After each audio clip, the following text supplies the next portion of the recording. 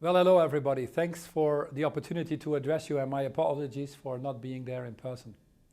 In 2000, we all agreed on the Millennial Development Goals, which set out to eliminate poverty. Progress has been made over this period of time in many areas, and the objective to halve the number of people living in poverty, at that time defined as $1.25 a day, has definitely been achieved. In fact, nearly 1 billion people have lifted out of poverty over the last 20 years.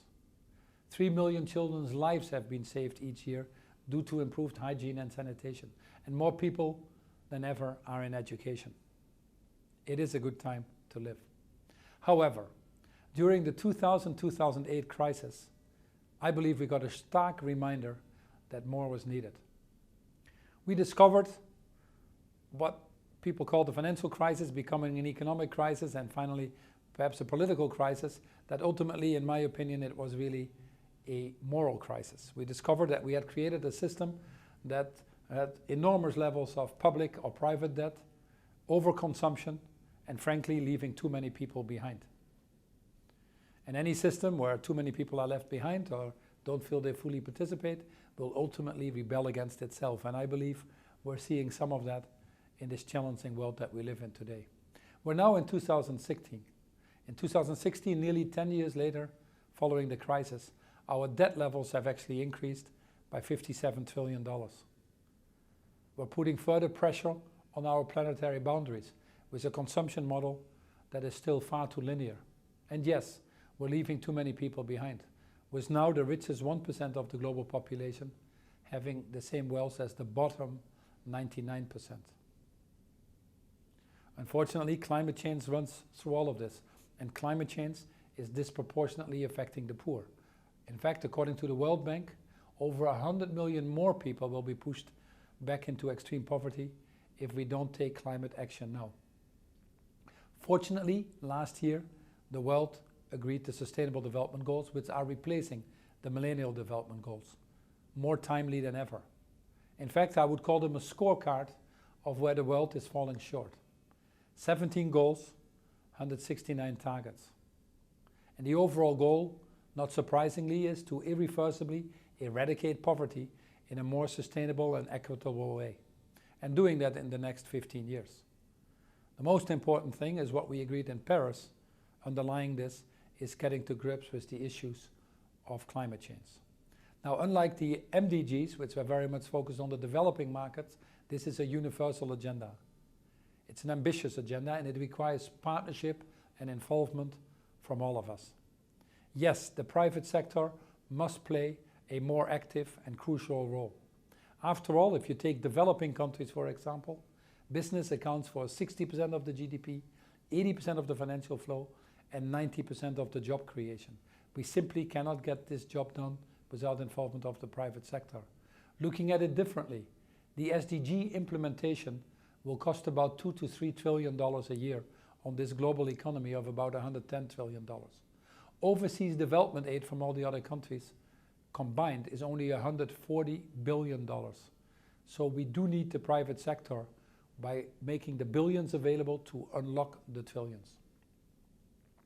Now, there is a strong moral case for eradicating poverty, and I think the Pope's encyclical pointed it out very well. It pointed out above all that climate change disproportionately affects the poor. But I believe it's not only a case of morality, important as it may be, nor is it a case just of reputation or reducing costs, nor is it just for building trust. It is an opportunity that goes way beyond that. By the way, on the trust side, if we don't act and don't address the issues of low maintenance on the oil wells, or horse meat instead of beef, or factories collapsing like we've seen in Rana Plaza, or manipulation of LIBOR rates or foreign exchange rates, then obviously we undermine one of the most important assets that companies have, which is their reputation. We call it intangibles or goodwill, but it is their reputation. Anytime a scandal has happened in a value chain, we've seen reputation coming down by 30–40% and never recuperate, by the way. However, next to all these risk mitigation items, the most exciting part that I'm obviously very, very excited about is the enormous economic opportunity that is being given by rolling out these SDGs or by taking climate mitigating actions as discussed in the COP21. Let's just look at the SDGs. If, for example, we would allow all women in this world to participate equally in the economic process as men, equal land rights, equal access to education, equal access to financing, etc., we could boost our global economy by well over $28 trillion. If we would provide, for example, energy access to all people in this world, and hopefully green energy, we would move the world economy up by $18 trillion. If we look at urbanization, the world population is going to double, it's going from 7 billion to 10 billion. More and more people are going to live in cities. In fact, the city population is going to double in the next 30, 40 years. It requires 90 trillion in investments to manage that. Enormous opportunity again to invest that in the right way. Now, some people might say it will cost more money. I think we're at this point now that the cost of not acting or doing the wrong things actually cost us more than the cost of acting. We see that already in climate change, many opportunities. Most of the projects that we do in a company that is committed to be carbon positive by 2030 have a rate of return of less than 3 years. Now the good news is that many in the world are already starting to understand this. Investment in green energy, for example, is now $5.5 trillion a year. More people are now in the US employed in the green energy market than in the fossil fuel market. But I'm encouraged for several reasons that we're reaching a tipping point. Not the least because you're all here having this important conference. But the first reason is that we live in the age of transparency. It's now very easy to see things. There's very few places to hide. We can on the one hand flush out costs and benefits. For example, in air pollution, in China we can now see that it kills 1.8 million people a year. What's the cost of that? In fact, the IMF has looked at all the externality costs of climate change and comes to a number of $5.3 trillion a year. Healthcare and obviously poverty being the most important parts of that.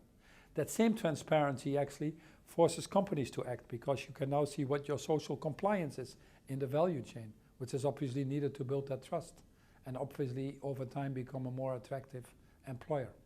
The second reason I'm enthusiastic is the power of young people and especially the millennials. They are changing, they are more purpose-driven. The young people are about 50% of the population in the emerging markets and 100% tomorrow. They understand that they don't only want to be part of the future that we're creating here, they want to actively help shape it. They are more purpose-driven. In fact, 30% of them don't want to work for large corporations anymore because of lack of trust. Fortunately, in Unilever, with our Unilever Sustainable Living Plan, we have created a sense of purpose that makes us the third most desired employer on LinkedIn after Google and Apple, and have 1.8 million people apply to us a year. It stresses the importance of having a purpose-driven business model. Yes, those people want to work for companies that are doing something bigger than just the bottom line.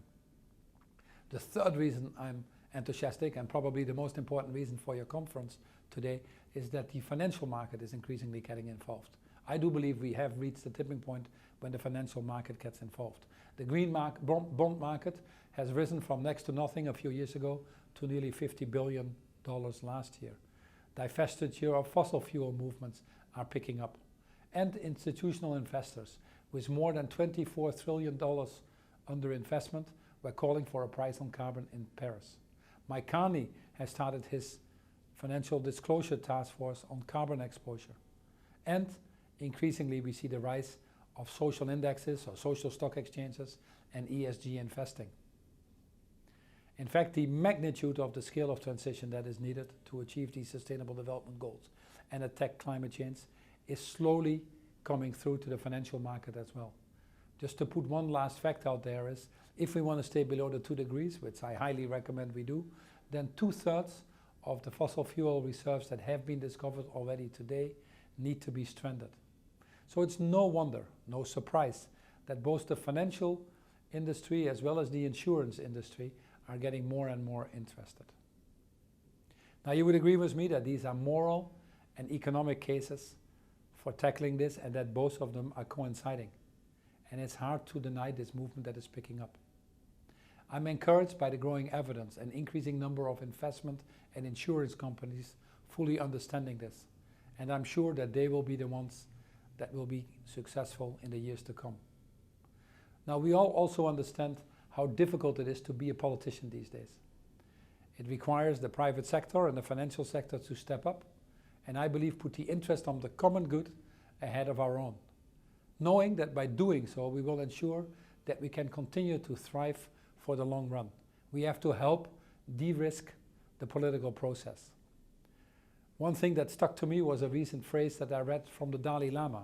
What the Dalai Lama said was, if you seek enlightenment for yourself simply to enhance yourself and your position, you miss the purpose. But if you seek enlightenment for yourself to enable you to serve others, then you are with purpose. It is time that we, the most fortunate, put ourselves to the service of others. I want to thank you for your continued leadership in this important area and for all you're doing. Thank you very much.